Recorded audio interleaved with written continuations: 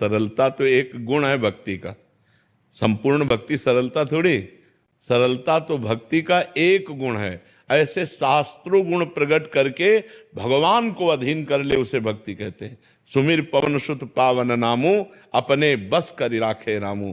प्रेमाधीन भगवान भक्त के पीछे पीछे डोलते हैं, वो भक्ति के सामर्थ्य। केवल सरलता ये तो एक सद्गुण, शांति, निर्भयता, क्या क्या सद्गुणों का भंडार है भक्ति।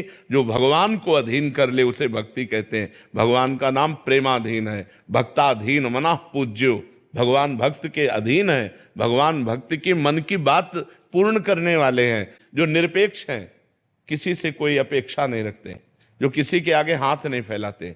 भक्त कभी किसी से पैसा नहीं मांगेगा। अगर वो पैसा या अपनी किसी बात की फीस लेता है तो वो भक्त नहीं है, वो व्यापारी है।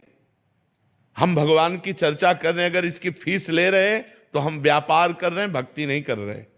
भक्ति सबका, जैसे हमारे भगवान ऐसे आपके भगवान। हम भगवान की चर्चा कर रहे हैं, यही हमें आनंद मिल रहा है। ये हमारा सौभाग्य कि आप सुनने के लिए आए हैं। यही हमारी फीस है कि आप बैठकर सुनिए और सुनकर अपने आचरणों में उतारिए और आप भी भगवान के बनिए।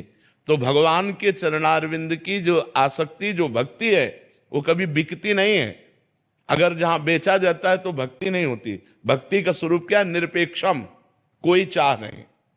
जिसकी कोई चाह नहीं, अगर चाह रखता है तो भक्त नहीं। जिसकी चाह मिट गई, चाह मिटी, चिंता मिटी, मनुआ बेपरवाह, जिनको कछु न चाहिए वो साहन के साह, वो सहनशाह भक्त होता है। तो भक्ति की महिमा जो भगवान को अधीन कर ले, सरलता तो उसका एक साधारण सद्गुण है।